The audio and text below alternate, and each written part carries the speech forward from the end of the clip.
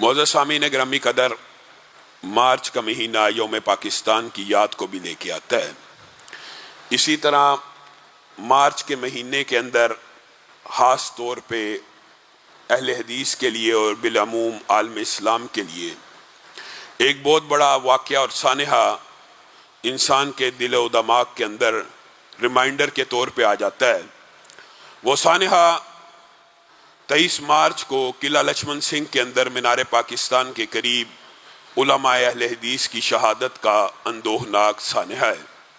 جب نفرت اور تشدد کے سوداگروں نے عالم اسلام کی قیمتی متاع کو ہم سے چھین لیا۔ اور علامہ شہید اس وقت تقریر فرما رہے تھے، اور جب وہ اس شعر پہ پہنچے کہ کافر ہے تو شمشیر پہ کرتا ہے بھروسہ، مومن ہے تو بے تیغ بھی لڑ، یہ لفظ ادا کر رہے تھے، اسی وقت بم کا دھماکہ ہوا۔ اور دار و رسن کی گود کے پالے ہوئے ہیں ہم، سانچے میں مشکلات کی ڈھالے ہوئے ہیں ہم، وہ دولت جنوں کے زمانے سے اٹھ گئی، اس دولت جنوں کو سنبھالے ہوئے ہیں ہم، اس قافلے کے وہ خود ہی ہاں تھے، اس قافلے کے وہ سالار تھے، اور انہوں نے اپنی زندگی دفاع صحابہ میں اس طرح گزاری کہ آپ کے سامنے آج بھی عالم اسلام میں ان کی دفاع صحابہ پہ لکھی گئی جو کتب ہیں، الشیعہ والسنہ ہو، الشیعہ والقرآن ہو، الشیعہ واہل بیت ہو، الشیعہ والتشیع ہو، عالم عرب کی یونیورسٹیز کے اندر پڑھائی جاتی ہیں، اور ان کی ذات کے اوپر اس حوالے سے باقاعدہ طور کے اوپر تھیسز اور پی ایچ ڈی تک کے مقالے لکھے جاتے ہیں۔ اور جب حرمت رسول اور دفاع ختم نبوت کی بات آئی تو آپ کی کتاب شہرۂ آفاق قادیانیت ہے، بہائیت ہے، بابیت ہے، کہ جنہوں نے ختم نبوت کے اوپر ڈاکوں کو ڈالا۔ علامہ شہید نے ان کے سامنے ایک بند کو باندھ دیا، گویا دفاع صحابہ اور ختم نبوت کا وہ مجاہد 23 مارچ کو بم دھماکے میں زخمی ہوا۔ اور عبد المجید ندیم خود بیان کرتے ہیں، دیوبندی ابو جان کے دوست تھے، کہ علامہ صاحب اپنی شہادت سے 1-1.5 ماہ قبل ایک دن مجھے جنت البقیع میں ساتھ لے گئے، ایک جگہ پہ اچانک بیٹھے، ہاتھوں کو اٹھایا، زاروں کے تار رونے لگے، آہیں کراہوں اور سسکیوں میں بدل گئیں، اور کہنے لگے اللہ تیرے صحابہ کی خدمت کرتا ہوں اور ان کے دفاع کرنے کی کوشش کرتا ہوں، یہاں پہ 10,000 سے زائد صحابہ دفن ہیں، اللہ تیری بارگاہ میں کیا کمی آ جائے گی اگر ان کی قدموں میں مجھے جگہ دے دے گا۔ عبد المجید ندیم کہتے ہیں بم دھماکہ ہوا، مجھے علامہ کی وہ دعا یاد آئی، لیکن کوئی اسباب نظر نہ آئے کہ بم دھماکہ تو لاہور میں ہوا، تو میں قسمیں کھانے لگا علامہ کو کچھ نہیں ہوگا، علامہ کو کچھ نہیں ہوگا، کہ میں نے ایک ولی کامل کی اپنے کانوں سے دعا کو سنا اور مشاہدہ کیا، اور مجھے ایسے لگ رہا تھا اس کی یہ دعا قبول ہو رہی ہے، اس لیے علامہ کو کچھ نہیں ہوگا۔ کہا جس دن خبر آئی کہ سعودیہ سے طیارہ آیا ہے اور علامہ شہید کو زخمی حالت میں لے کے یہاں سے چل دیا ہے، اللہ کی قسم آنکھوں میں آنسو آ گئے کہ اللہ نے دعا کو سن لی ہے، یہ اپنے مقتل کی طرف نہیں بلکہ اپنے مدفن کی طرف جا رہے ہیں۔ اور کہا اگلے ہی دن ریاض سے خبر آئی کہ وہ دنیا سے چلے گئے، اور یہ سعودیہ کا ایک قانون ہے جو وہاں پہ جس علاقے میں فوت ہو وہیں پہ دفن ہوتا ہے۔ میرے دادا جان، بات آئی آج ضمنی طور پہ تو سمجھ لیجئے، ان سے پوچھا گیا آپ کو سعودیہ نیشنلٹی دیتے ہیں، آپ کے سارے خاندان کو سعودی عرب کی نیشنلٹی دیتے ہیں، آپ ہم سے کیا چاہتے ہیں؟ انہوں نے کہا میں آپ سے کوئی بات نہیں چاہتا، صرف میں یہ چاہتا ہوں میرا یہ بیٹا دفاع صحابہ کیا کرتا تھا، دفاع ختم نبوت کرتا تھا، جنت البقیع میں اس کو دفن کر دیا جائے۔ ریاض سے ان کو مسجد نبوی لے کے آیا گیا، اور مسجد النبوی کے اندر اور خانہ کعبہ کے اندر پہلا ان کا نماز جنازہ ریاض میں ہوا، اور خانہ کعبہ میں بھی ان کا غائبانہ نماز جنازہ ہوا۔ اور مسجد النبوی میں آپ کو پتہ ہے عربوں کا ایک معمول ہے کہ جب بھی جنازہ آتا ہے وہ صرف اعلان کرتے ہیں کہ جنازہ میت کے اوپر، لیکن علامہ شہید کو یہ اعزاز ہے کہ ان کے جنازے سے قبل ان کا تعارف کروایا گیا اور ان کا وہاں پہ جنازہ ہوا۔ اور عبد المجید ندیم کہتے ہیں اللہ کی قسم میں کچھ دیر بعد جنت البقیع میں پہنچا، میں نے وہ جگہ تلاش کی جہاں علامہ صاحب بیٹھے تھے، میں اس جگہ پہ پہنچا تو کیا دیکھتا ہوں امام مالک کی وہ احاطہ ہے، اور اسی کے جس مقام کے اوپر بیٹھ کے دعا کر رہے تھے اسی مقام پہ اللہ تعالیٰ نے ان کو جگہ دے دی۔ اور میرے بھائیوں، یہ تحدیث نعمت ہے۔ اور حاجی ظہور الہی جو میرے دادا تھے، آج یہ بات بھی میں کرنا چاہتا ہوں، ہم کئی مرتبہ دین کو بڑا لائٹ اور دین کے کاموں کو بڑا معمولی سمجھتے ہیں۔ میرے دادا کوئی عالم دین نہیں تھے، ایک تاجر تھے۔ ہاں، سیالکوٹ کی سب سے امیر اس وقت کا جو گھرانہ تھا احمد صاحب کے بیٹے تھے، اور ملا احمد پورا آج بھی سیالکوٹ میں موجود ہے میرے پردادا کے نام کے اوپر، جو انہوں نے آباد کیا۔ ایک تاجر جس نے ایک عالم دین کی تقریر سنی علم کی اور علماء کی فضیلت کے اوپر، اس نے اللہ سے یہ وعدہ کیا، ایک تاجر ہے، دنیا دار، امیر، مالدار، اس نے اللہ سے وعدہ کیا اگر اللہ اولاد دے گا، بیٹے دے گا، تو ان کو تیری راستے کے اوپر وقف کروں گا، ان کو عالم دین بناؤں گا۔ ایک تاجر نے یہ امید اور خواہش ظاہر کی۔ آج اللہ کے فضل و کرم سے اسی ظہور الہی کی، ابھی کتنا عرصہ ہوا دنیا سے گئے ہیں، آپ لوگوں میں سے حاجی کرام صاحب آئے ہوئے ہیں، وہ ان سے براہ راست ملے ہوئے ہیں، بہت سے لوگوں کی ان سے ملاقاتیں رہی ہیں۔ میرے والد صاحب کے بعد وہ فوت ہوئے ہیں، والد صاحب تو 47 ایئرز کی ایج میں دنیا سے چلے گئے۔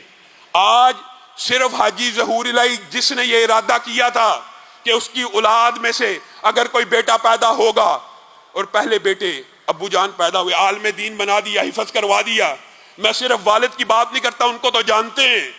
چچا ڈاکٹر فضل الہی کی بات نہیں کرتا کہ عالم عرب و عجم ان کو جانتا ہے۔ صرف ظہور الہی کے خاندان کے اندر اس وقت 50 سے زائد حافظ قرآن موجود ہیں، اور 10 سے زائد عالم دین موجود ہیں، اور ایک میرے جیسا نکمہ طالب علم بھی موجود ہے۔ ایک تاجر نے اللہ سے وعدہ کیا، دنیا سے چلا گیا ہے، 50 حافظ قرآن اس کی فیملی، اس کی اولاد میں سے موجود ہیں، کیا اس کو نیکیاں نہیں پہنچ رہی؟ آپ اور میں نے نیکیوں کے کون سے منصوبے بنائے ہیں؟ میں اور آپ کہاں پہ ہیں؟ 100 سال زمین کے اوپر نہیں گزرتے جب انسان سارے کے سارے زمین کے نیچے چلے جاتے ہیں، اور ہم نے اور آپ نے کیا منصوبے بنائے ہیں اپنے لیے صدقہ جاریہ کے؟ وہ عقل مند تھے، اللہ کی قسم عقل مند تھے، جو اپنے پورے کے پورے خاندان کو اس کام پہ لگا گئے۔ نیت نیک تھی، اللہ تعالیٰ نے نیکیوں کو دکھا دیا، اپنی آنکھوں سے دکھا دیا۔ اور پھر ایک عجیب بات ہے، بعض لوگوں کو اس بات کا پتہ نہیں ہے، میرے دادا بھی ریاض ہی میں فوت ہوئے تھے، یہ بھی کبھی موقع آیا تفصیل سے بیان کروں گا۔ اس وقت اپنے بیٹے فضل الہی کو وصیت کر گئے، مجھے دفن نہ کرنا جب تک جنت البقیع کی اجازت نہ آ جائے۔ اللہ کا کرنا ایسا ہوا، محیر العقول واقعات میں سے ہے، میرے دادا کو بھی اللہ نے جگہ دی تو ریاض سے ان کی میت کو ٹرانسفر کیا گیا مدینہ میں، اور ان کو بھی جنت البقیع میں داخل کیا گیا۔ ایک بیٹے کو عالم دین بنایا، اس کے لیے جنت البقیع کی مدفن کو مانگا، اللہ نے خود بھی مدفن وہیں دے دیا۔ اور پھر اللہ رب العزت نے یہ فضل و عنایت بھی کی کہ میرا ایک بیٹا جب میں مدینہ یونیورسٹی میں پڑھا کرتا تھا، اللہ نے عطا کیا، اور مدینہ میں ہی فوت ہو گیا، تو لا محالہ طور پہ جو مدینہ میں فوت ہوتا ہے اس کا دفن جنت البقیع میں ہوتا ہے۔ اللہ رب العزت ہمیں اپنے اسلاف کے نقش قدم پہ چلائے، اور ہمیں بھی صدقہ جاریہ اور نیکی کے ایسے منصوبے بنانے کی توفیق دے۔ یہ آج مارچ کے حوالے سے ایک ریمائنڈر کے طور پہ علامہ شہید کا ذکر آیا تو آپ کے سامنے کر دیا، اور علامہ شہید خود اپنے بارے میں بھی کہا کرتے تھے، اور آج کل کی سیاست کو اگر آپ دیکھیں تو یہ حسب حال ہے۔ علامہ شہید یہ شعر پڑھا کرتے تھے، ہم نے اس وقت سیاست میں قدم رکھا تھا جب سیاست کا صلہ آہنی زنجیریں تھیں، سرفروشوں کے لیے دار و رسن قائم تھے، اور خانزادوں کے لیے مفت کی جاگیریں تھیں۔ اور آخر میں وہ یہ کہا کرتے تھے، خیف کہ اس وقت کے غدار بھی اب رستم ٹھہرے، اور زندہ کے سزاوار فقط ہم ٹھہرے۔ 100 سے زائد پرچے ایوب خان، بھٹو اور ضیاء الحق کی آمریتوں کے خلاف لڑنے کی وجہ سے ان کے پر کاٹے گئے۔ جائیداد کی کرکی کا آرڈر بھی آ گیا، 48 گھنٹے جیل میں رکھا گیا، 48 گھنٹے بعد پانی کا ایک گلاس پلایا جاتا تھا۔ وجہ کیا ہے؟ اسلام کا نام لینا چھوڑ دو، دین کے نفاذ کی بات کرنا چھوڑ دو، ختم نبوت کا نام لینا چھوڑ دو، دفاع صحابہ کا نام لینا چھوڑ دو۔ اللہ کے فضل و کرم سے آج وہ دنیا میں موجود نہیں ہیں، ان کے جسمانی اور روحانی فرزند آج بھی دفاع صحابہ کی جنگ لڑ رہے ہیں، آج بھی ختم نبوت کی جنگ لڑ رہے ہیں، اور ایک وقت آئے گا ہم بھی دنیا کے اوپر نہیں ہوں گے، ہماری اولادیں، ہمارے پوتے، ہمارے پڑپوتے یہ دفاع صحابہ کی اور ختم نبوت کی جنگ لڑتے رہیں گے۔ اور بات آئی ہے تو یہ بات بھی کہنا چاہتا ہوں، مجھے بڑا دکھ اور افسوس ہوتا ہے بعض لوگوں کے اوپر۔ مرزا جہلمی کا کلپ آیا لیکن اس کے اندھے مقلدین ابھی بھی ان کی آنکھیں نہیں کھلیں۔ اگر کوئی اور دنیا کا بندہ یہ بات کہتا، اللہ کی قسم اس کے خلاف توہین کا مقدمہ ہوتا، اس کو جوتے مارے جاتے، چوکو چراہوں کے اوپر اس کے خلاف احتجاج ہوتا۔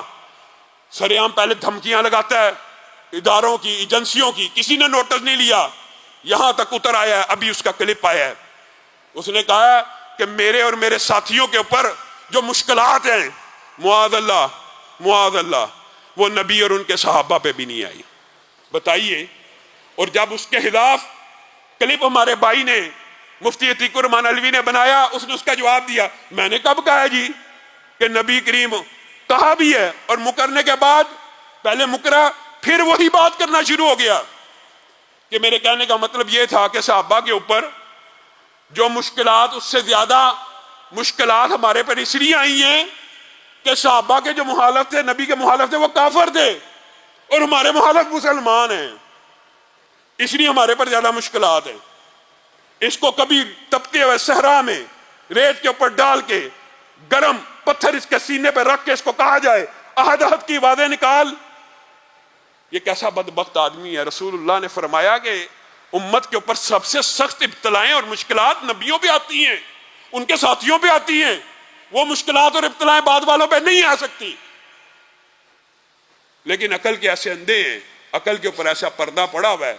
کہ تقلید ہے، بس اس نے کہہ دیا ہے تو اس کی صفائیاں دینے پہ لگے ہیں، بجائے یہ کہنے کہ اس سے غلطی ہوئی ہے، اس سے توبہ کروائی جائے۔ اور اس کے بے شمار اس طرح کے گستاخانہ جملے میں پہلے بھی آپ کے سامنے رکھ چکا ہوں۔ انشاءاللہ